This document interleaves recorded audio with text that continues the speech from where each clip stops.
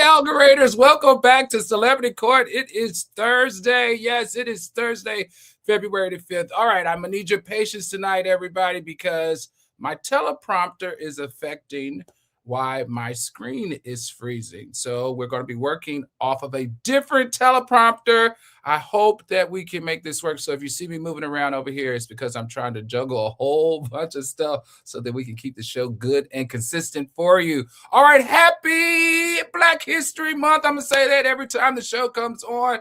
Tonight's episode is titled Ransom Notes, Missing Millions, Stadium Smears, and yes, what you're about to hear is correct. Tampon charges. But before we get started, let's see who's joined us tonight here in Celebrity Court. Linnell Seiler, welcome back to Celebrity Court. Sandra McGee, always great to see your name. JP Mills, I feel like we're family. You too, SL Warrior. Edita, good evening and welcome back. Brian and Simone, always good seeing that name, along with Brenda K. Brenda K, come on in here. Essie Stone, our real estate a broker. Colette Davis, good old faithful DMB right there. Tanya McNeil, welcome back, welcome back. Essie Stone, Caramel 1977. She sent me a show idea. I should share it on the show. New York Marie, always good to see a New Yorker in the building. Mimi, what's going on, Mimi? Miss Monica to you. Nice to see you. Christine R. Oh, God, we know it's going to be some funny stuff in the chat. Well, Miss Christine R. is here. Pisces Unicorn, welcome. Dominique Star, love your emojis. Afroscenes, where you been? Glad you made it tonight.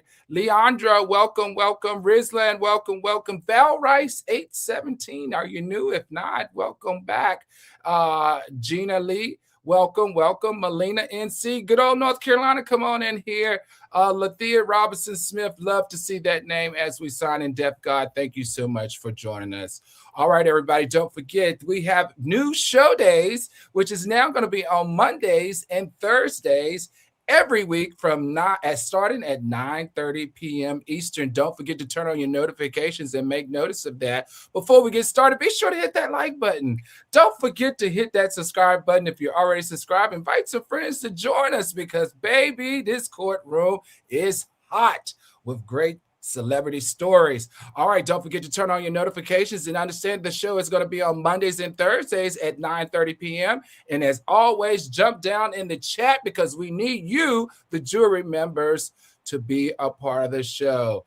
All right, tonight on Celebrity Court of Public Opinion, the headlines are going to be disturbing. The receipts, though, are legal, and the culture is about to put everybody on the stand. Starting the night out, we have a very sad story. An 85-year-old mother of a morning TV star vanishes, and an unverified ransom email demanding Bitcoin lands in TMZ's inbox. Also, Floyd Mayweather says hundreds of millions of his biggest fights got rerouted. Hundreds of millions of dollars from his biggest fights got rerouted. Oh, my goodness. And when he asked for the books to see where they went, the network allegedly said they were lost in a flood.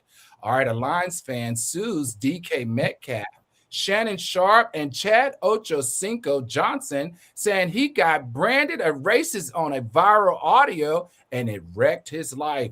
And last but not least, Hailey Bieber's sister gets formally charged in the most chaotic bar incident I've heard in a minute, because prosecutors say this wasn't just drunk behavior, it was alleged assault and trespass. Ooh, with a tampon. What in the world? Now remember, this is not criminal court. This is the court of public opinion. So, and in here, I bring the facts. My attorneys bring the law, and you, the viewers, you're the jury. You bring the verdict. So you decide who's guilty or not guilty. All right, court is officially in session. And joining us tonight, my legal beagles, I have Sean Carter, Shatan Turner, and Jason Weiss, counselors. Welcome back to Celebrity Court.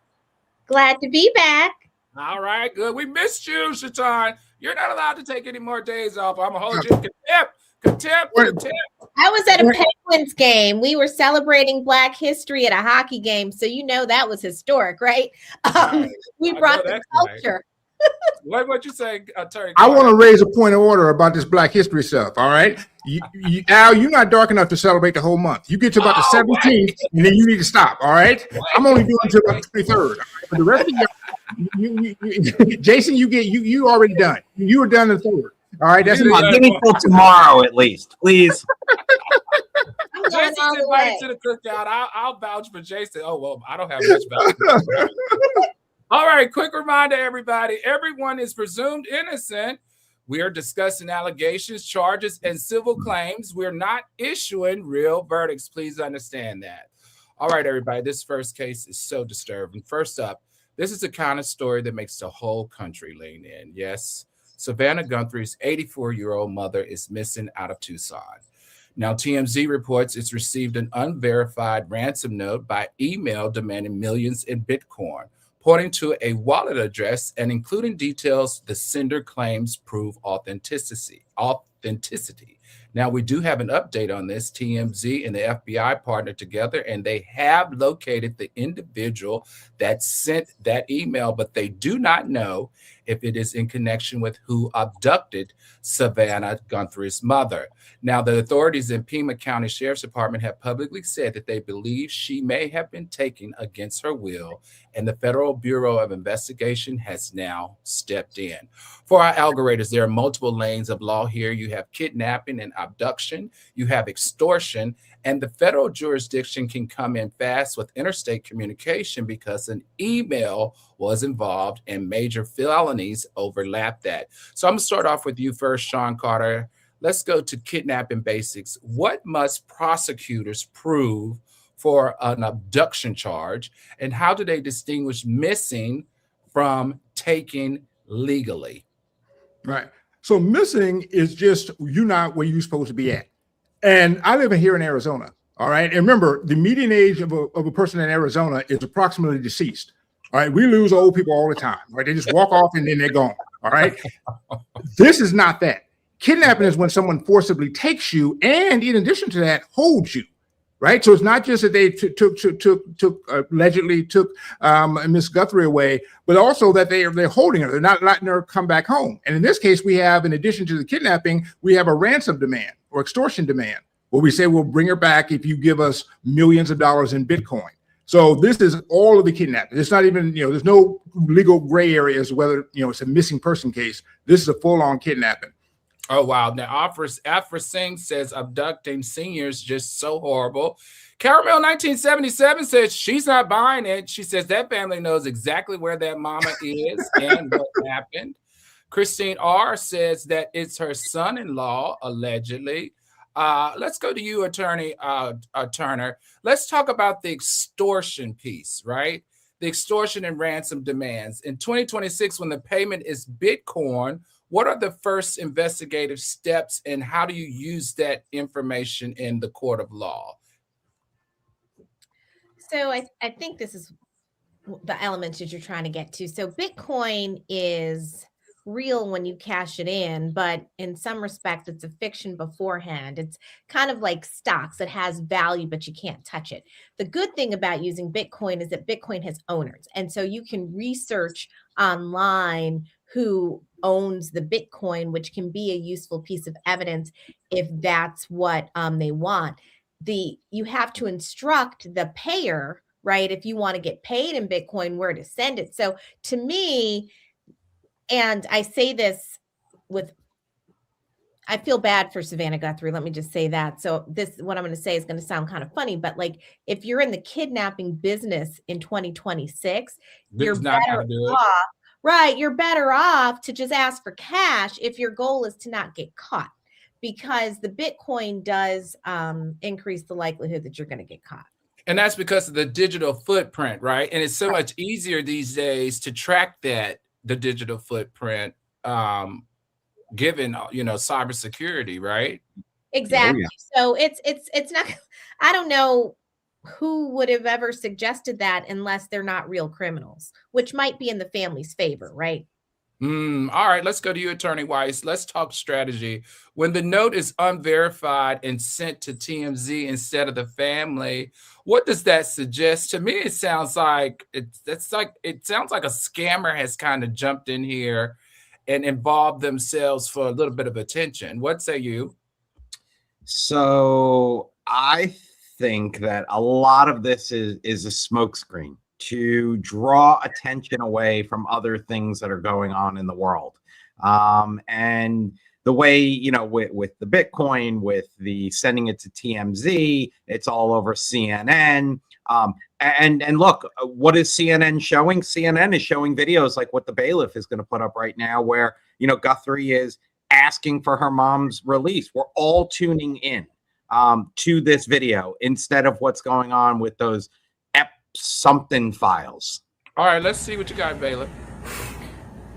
On behalf of our family, we want to thank all of you for the prayers for our beloved mom, Nancy. We feel them, and we continue to believe that she feels them too. Wow. I want to interject here and correct something Mike said a minute ago. I was wrong. Jason now gets to celebrate Black History Month until June, because that's the blackest grandmama theory I've ever heard in my life. That's exactly what my auntie is saying right now in Compton. I don't think that Trump orchestrated a whole kidnapping to get the news. Could he get anything off the news? Because quite frankly, there's enough bad stuff in the news already. He could have just gone to. And, all right, and just for the record, Cancer says that she doesn't feel any emotion from that in that video. I have to be honest, guys. I'm just, something is not settling right with me about this. I don't know what it is. I don't know if it was planned, as like Attorney Weiss says, but something in the milk ain't clean here. Christine R says Savannah is MAGA.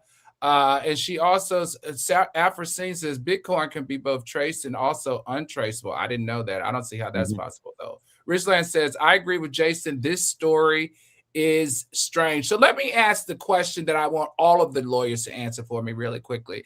When you're in a situation where there's a hostage and someone's possibly going to kill your loved one, all right? This is an uncomfortable question that I'm sure the algorithms want to know, but I'm going to ask it. What do you do? Like, if the FBI is telling you don't send money, but they said if you don't send money, you're not getting your loved one back. How do you decide to send the money or not send the money? And what would your advice be? Let's start with your Attorney Carter. That's a personal thing. One, how much do you really like your mama? And two, economically, how old is your mama? And I know that's going to sound harsh, but here's the truth of the matter, right? If my 79-year-old mother found out I spent $40 million for her grandbaby's inheritance to bring her back for another 6 months, I'm getting a whooping with a switch. If you're 13-year-old kid, this courtroom is going to hell. This courtroom is going to hell. We're talking about someone's life counselor. You 84? That ain't worth $40 million. I'd about $1,300. Oh pray for me. Pray for me. That's not talking about they can have my dad. We need to get this back on track. We need to get this back on track. So to quote Keanu Reeves from Speed, just shoot him in the leg, aim for the leg, and move on. That's all I'm gonna say. Oh my goodness, you said $1,300. To your point, though, Your Honor, in my opinion, here's the assessment, assuming that the amount of money is no object. And I know Attorney Carter's been cleaning up on the legal comedic circuit, so he's got that $40 million.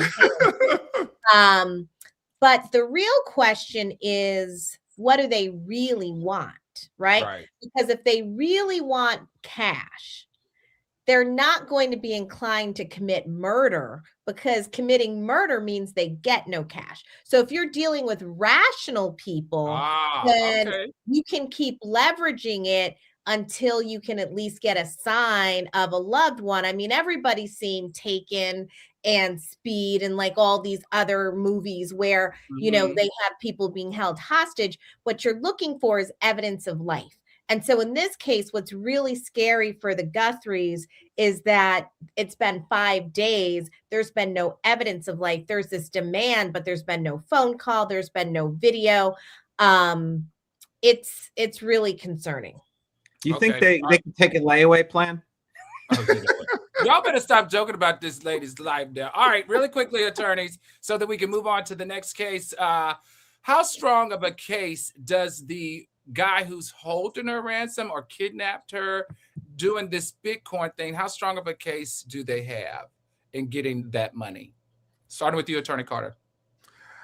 They'll have to prove, like Attorney Turner said, some signs of life. Right now, they're not going to send $20 million out into the void with no guarantee they're going to get mom back. Okay, Attorney Turner. I agree with Attorney Carter. All right, Attorney Weiss.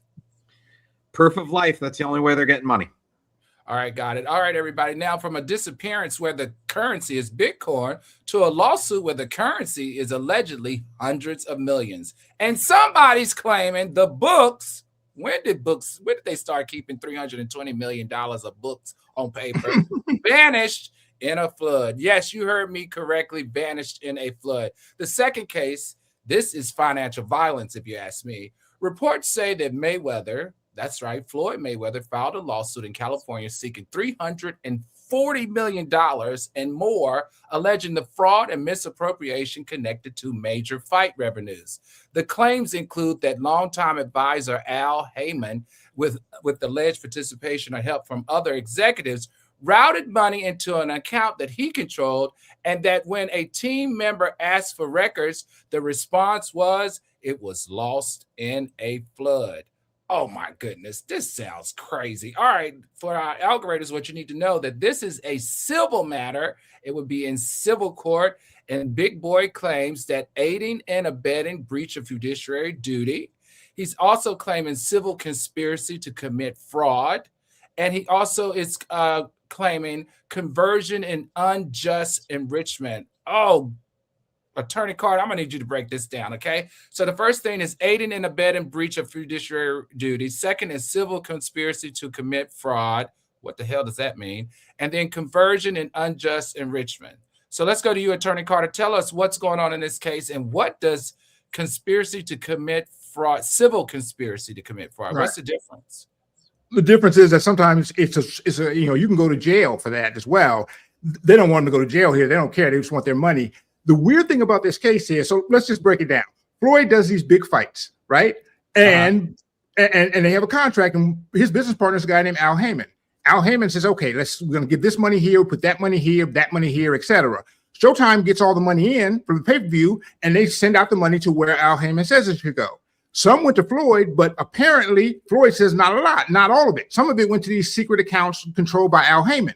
When Floyd's team goes to Al and says, hey, where's the rest of Floyd's money? He says, like you said, the dog ate my homework, right? I lost it in the flood, because everybody keeps $100 million records in their basement, right? On a piece of scratch paper. It's ridiculous, right? Here's the weird part is Floyd says, no, well, I got to get my money. He sues not Al Heyman, the guy who he says got the money. He sued Showtime, says you shouldn't have given him my money. Now, here's the weird thing is that when I was on Wall Street and doing deals, and I would represent an acquirer that was going to buy a company, we get a list from the seller that says, here's where all the money should go. Right. And I would just send the money where they told me to send it. I never checked and said, hey, is that supposed to be your money? And quite frankly, I couldn't have done that because most of the time these men were sending money not in their own name because they didn't want to pay taxes, or they were sending it to their girlfriends or wherever they were sending the money, right? I didn't care. Wasn't my business. And so Floyd is making the argument that because they sent the money to these weird places, they should have known better. And they knew that Al Heyman was ripping me off, and then everybody know I can't read. And so they ripped me off on purpose. It was a conspiracy to rip me off. But there's no reason for Showtime to care, right? Showtime, just as long as they send the money out to somebody, they could care less. So it's they have met their fiduciary responsibility then. So, right, because the aiding and abetting breach of fiduciary duty, they're basically saying you helped the manager betray the client. So you're saying if their only fiduciary responsibility is to get the money to where it was said it was supposed to go, their hands are clean. That is one argument. I think the other attorneys will make an argument on behalf of Mayweather where they're going to say that they had a special relationship with Mayweather and maybe they had an obligation. And everybody, once again, we know Floyd can't read, right? I shouldn't say that. Allegedly. I don't know that Floyd can read, but Floyd, you can come on and read for us. I don't think you can. But the point is that they're saying they had a special relationship with him. And as a result of that, they were supposed to look out for him. Right, because Floyd was, the money, the cash cow at Showtime. Okay, let's go to you, Attorney Turner, really quick. When they say records lost in the flood, is that not a red flag to any judge that is out here that would have this case in their courtroom? And what happens legally when financial records are missing, even if it wasn't a flood?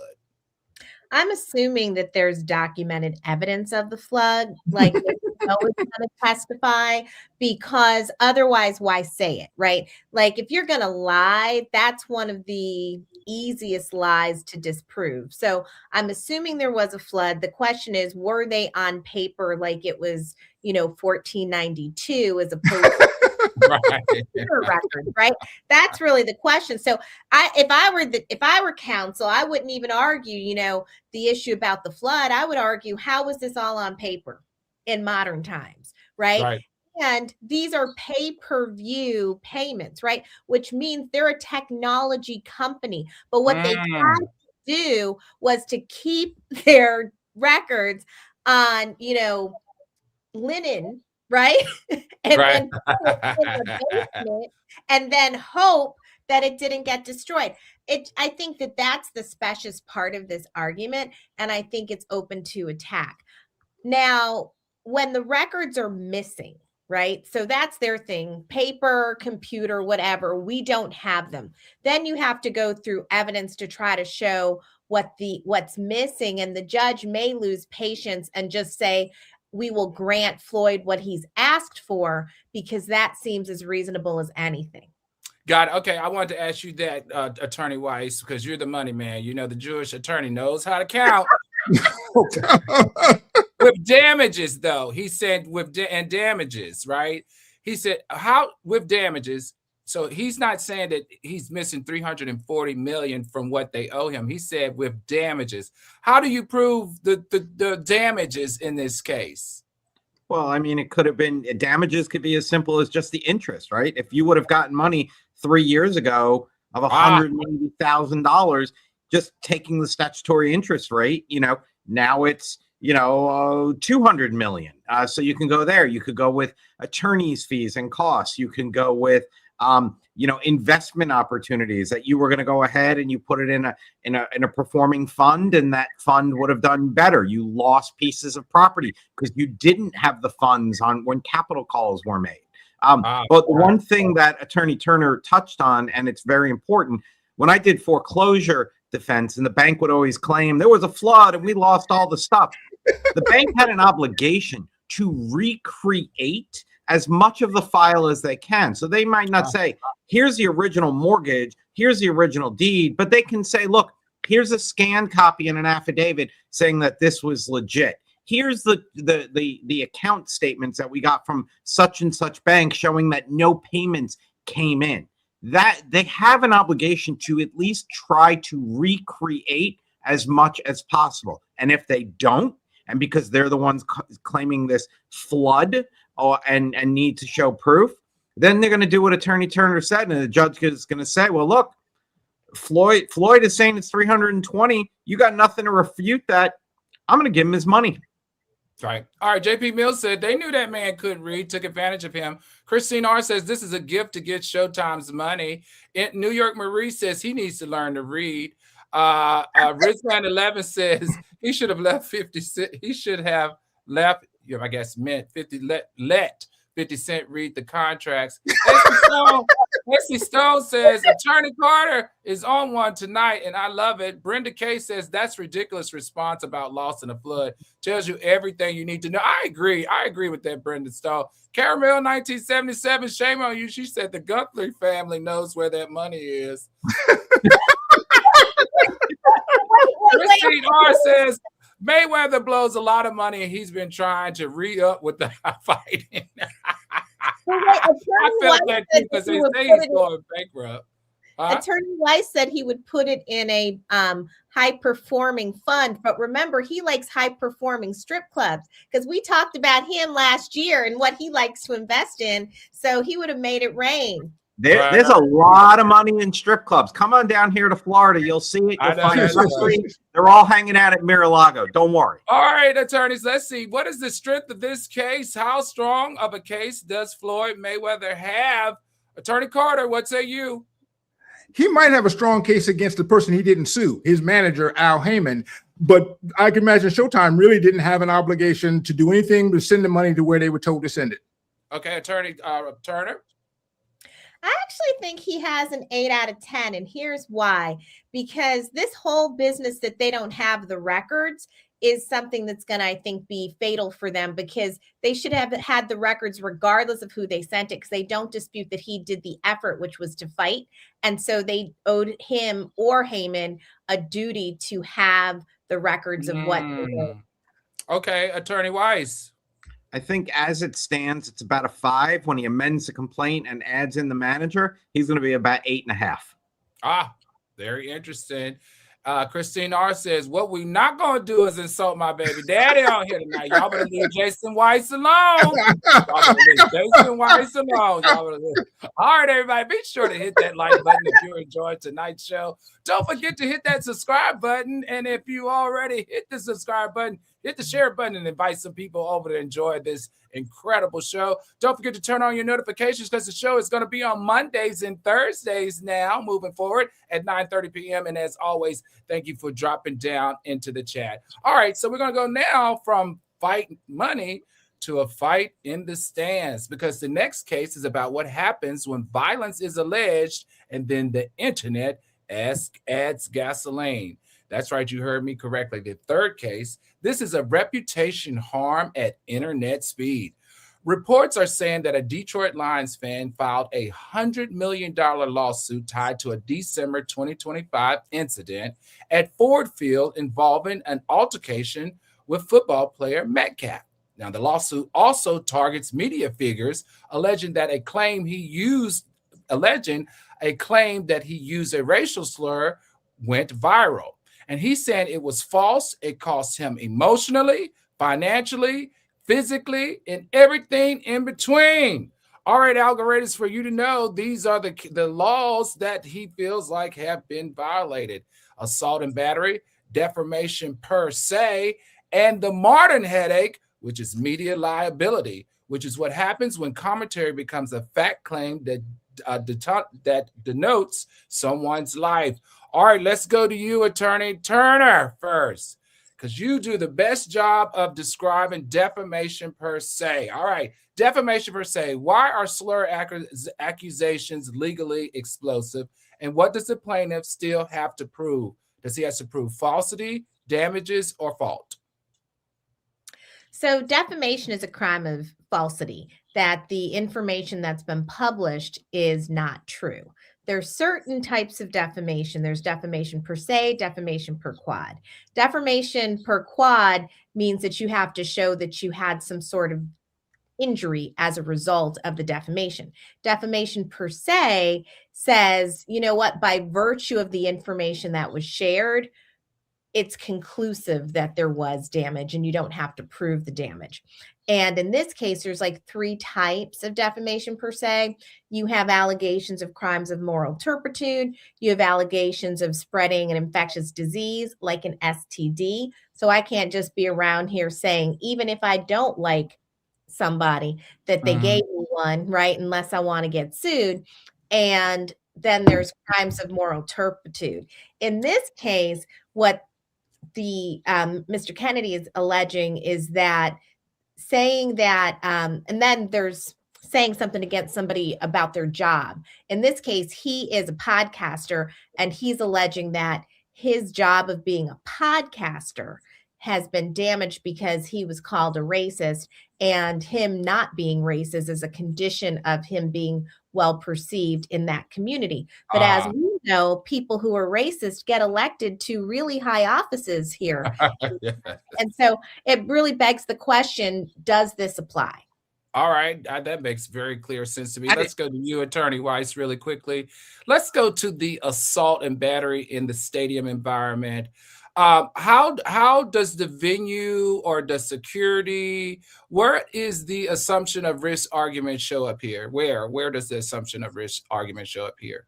So look, there's no real assumption of risk that you think that a player on the field is going to jump into the stands and pull on your shirt or your blue hair that you're wearing and touch you, right? So what do you have an assumption that you're going to bang into somebody when you're walking? Someone could spill a beer on you. A fan could throw something, do something.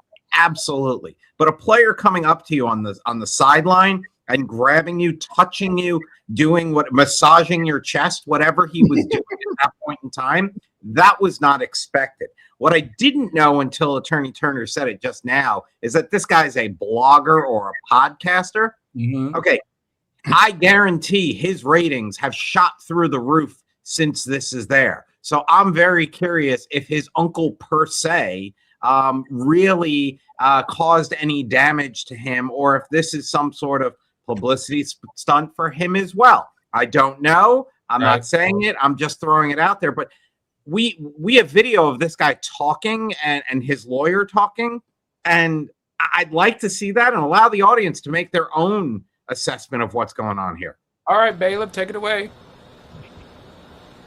It is really hard to get me upset, but there's two things: animal abuse, racism. Like, I get hot right away. Like, I could feel it in my face. It gets all warm. So I guess I want to be crystal clear about one thing. I didn't use any racial slurs, no hate speech. I mean, none of that stuff at the game. Attorney Carter, why does that seem chime in for one like he's making that up for some reason? That didn't come across well. Attorney Carter, this is a question I want to ask. When he talked about media responsibility, what's the line between and how can he hold Ocho Cinco and Shannon Sharpe responsible and add them to the lawsuit? That's the part that I felt like it kind of started to bleed of money grab in my head, because what are the legal risks when a platform just simply repeats what's going on in the media? Well, and here's the thing: is what's going on is the question, right? So let's be clear. What happens is that DK Metcalf claims that he walked by in the stands and this guy yelled out and called him the N-word and then said his mama was a C-word. Okay. Right. However, this guy says that's not what happened at all. He got mad at me because I called him his name. I said, DK Zacharias Metcalf, you are a fantasy bust. In other words, I'm losing money because you're not getting enough. And here's the thing is, all the witnesses so far and the people wearing the GoPro head cam support his claim that he did not call him the N-word. After the game, DK goes on, gets an interview, and they say, "Why did you punch the fan?" He says, "Because he called me he called me bad, he called me the N-word," or a violent racist term. Chad Ochocinco and Unc are on that night, and Unc apparently had the night off from assaulting people, and so Chad says, "Hey, I just talked to my boy DK. He said he called him these names." And at that point, Unc goes nuts, says he's a racist coward. We should ban him from the thing. And this guy's been getting death threats and all this stuff. A few weeks ago, he came out and said, "Look, I didn't say that. Just go please tell your audience I didn't say that." Unc and Shannon, for some reason, decided they weren't going to go ahead and correct the record. And they were going to go ahead, and they didn't mention it again. They just said, "We're moving on past this." And so what they're saying is, and this is where the $100 million comes from. He got about $42 of punching in, all right, from DK Metcalf. That's not the case. The case is that Shannon, according to him, ruined his life by and Ocho by saying that he was a racist and all that stuff. And the real question is, if you hear something from someone else, right, what is your responsibility there? And it's really a question that's sort of a judgment call. And it should make all of us careful that maybe when we see the video, we don't want to run in social media and start calling people stuff until we know, because you might not know. So if I'm hearing you correctly, there is some strength in this case, but to the tune of $100 million, counselors? No. And here's the thing, right? They should have just gone ahead and say, we just want to let you know that this is the other side that we have heard. And they should have reported on it. And there's a good chance they wouldn't have been involved. But if you rewatch that video, and I'm not saying we should rewatch it now, but he said at the very, very end, I did not call him that at the game. All I got to say. At the very smart observation. Got it. All right, really quickly then, attorneys, how strong of a case do we have here? Attorney Carter, 1 to 10? We got 8. Attorney Turner?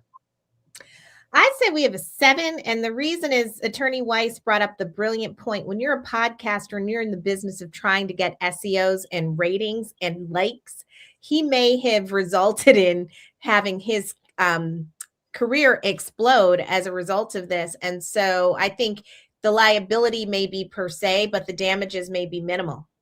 All right, Attorney Weiss, what say you? Yeah, that's exactly what I was going to say. I think his case is about a 9, but I think his chance at 100 million is about a -1. So, look, make it a good demand and make it fair, and you're going to get your money. He'll get something.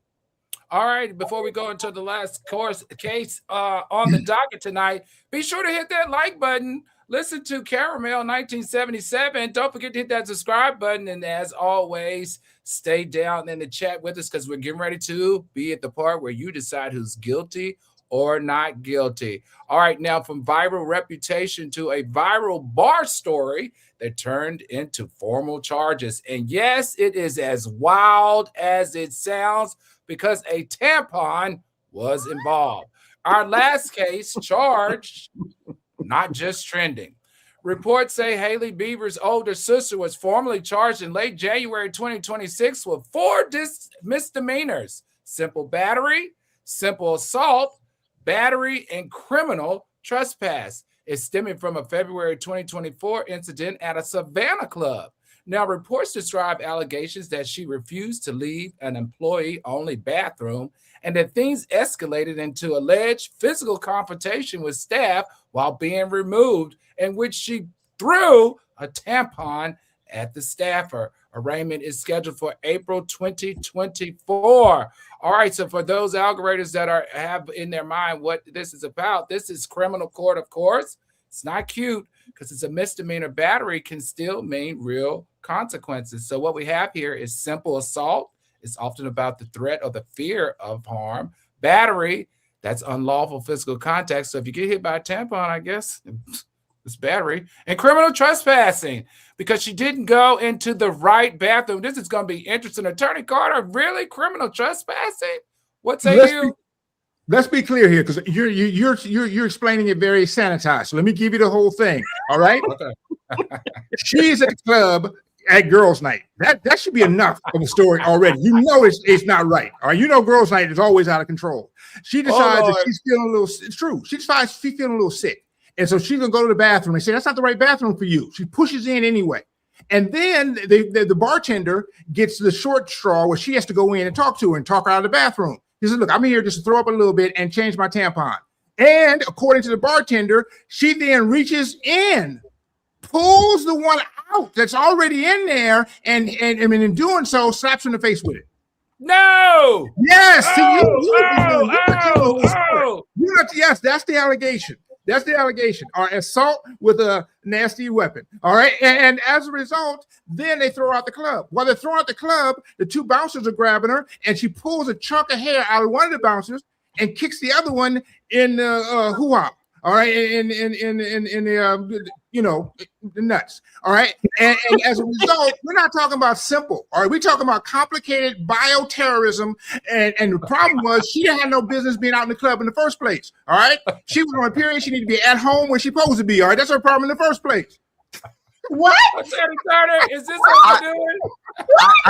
I heard that. He said what he said. I heard what say Playtex. you? I heard Playtex is posting her bond, and they want her to be their new their new sponsor. You know, we got your back. You know, we'll go to war with you. I am so glad I am here tonight because I am just disgusted by my colleagues. Now, let's go record as the only person who's ever worn a tampon in this group, I believe. I hope so. The whole notion that this happened suggests to me that she's suffering from serial mental illness and she needs to get a pass. However, so could be a function of the fact that she was drunk. Now, I know I'm not the only person on this show who's ever been drunk. And so it starts out where she sees a bathroom. She has an emergency is what I'm sure she's going to say. And that's why she went in there. And while she was there trying to compose herself, she got harassed. Now, really, in the notion of trespassing, is using an employee-only restroom really the equivalent of trespassing? I think her lawyers would have an interesting time with that, given the fact that we're talking about humans, and humans do have biological emergencies. What happens after that just shows that she is a Baldwin through and through, because you know that family likes to get buck. And so I think that it just all went to hell in the handbasket after that. But I am not supporting the notion that people who are menstruating need to stay in the house. I am not supporting the fact that people who are menstruating need to put out to pasture. Menstruating people unite. Comment with me in the chat, ladies, and tell them. All right, here we go. Let's keep it going really quickly. Let's get JP Mills says her mental illness was being drunk. Counselors, how strong of a case does she have, or how strong is the case against her? Attorney Carter, what say you? If this ever goes to a jury, she getting life. All right. If any men on the jury, she getting double life. But this is not going to a jury. They'll find a way for her to do. All right, really quickly, Attorney Carter. Attorney Turner. Really quickly. It's hard for her. Yeah, she's probably at an 8 against her, unfortunately. All right, Attorney Weiss. It's real weak, and she's negotiating that endorsement deal right now. All right, jury members. Now it's your time, jury. It's your time. This is where you run the courtroom. Jump down in the chat. We're going to vote case by case. Type guilty or not guilty in the court of public opinion rules. Don't forget, we don't move on until we have 3 guilty votes or 3 not guilty votes for each case. First up, Nancy Guthrie, Nancy Guthrie, Savannah's mother. Is that abductor guilty or not guilty so far of doing stupid stuff to get tracked down? Jump down in the chat. Is the abductor guilty or not guilty for sending the note? Drop down in the chat. Guilty or not guilty? Is the abductor guilty or not guilty? All right, Leandria says guilty. SL Warrior says guilty. And Editas says guilty. All right, the abductor is guilty, found guilty of being stupid for dropping the note. All right, next up is Mayweather versus Showtime. Is Showtime guilty or not guilty of mishandling that man's money? Drop down in the chat. Is Showtime guilty or not guilty for mishandling that man's money? Is Showtime guilty or not guilty? Sandra McGee says guilty. Is Showtime guilty or not guilty of mishandling Floyd Mayweather's money? Editas says they're guilty. Rizlan says not guilty. And Gina Rizlan says not guilty. Christina R says not guilty. And Brenda K says guilty. So Showtime is found guilty. Guilty is charged. Next up is Shannon Sharp and Ocho Cinco guilty or not guilty of calling this man a racist? Guilty or not guilty? Is Shannon Sharp and Ocho Cinco guilty or not guilty? They said guilty. Val Rice says guilty. RQMJG. Christine R says not guilty. And Nisha Phillips Al has 5 jobs. Yes. JP Mills says Showtime not guilty. Deliria Washington says not guilty. Shannon Sharp is not guilty. Editor said not guilty. That's 3 not guilties. We are not going to find Shannon Sharp guilty or Ocho Cinco not guilty in the court of public opinion. And last but not least, is that Bieber lady guilty or not guilty for throwing that tampon? Drop down in the chat. Is she guilty or not guilty of being gross? Drop down in the chat. Is she guilty or not guilty for being gross?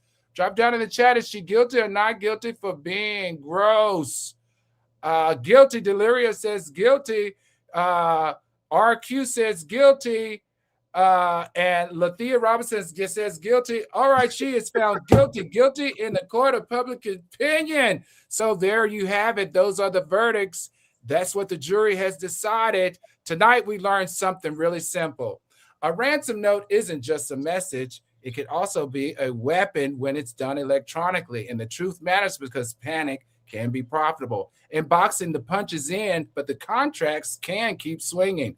In stadium culture, one moment can ruin a life when microphones become weapons and verification becomes options. In everyday spaces like bars, bathrooms, and bouncers, the law, unfortunately, the young lady, is still the law, even when the last name is famous. In real court, they're innocent until proven guilty. But guess what? Not in this court. In this court, you're guilty by public opinion if our juries decide. I'm Judge Al Reynolds. This is Celebrity Court of Public Opinion. Don't forget to like, subscribe, and drop the next case you want on my docket. Court is now presently adjourned. Thank you for joining us tonight.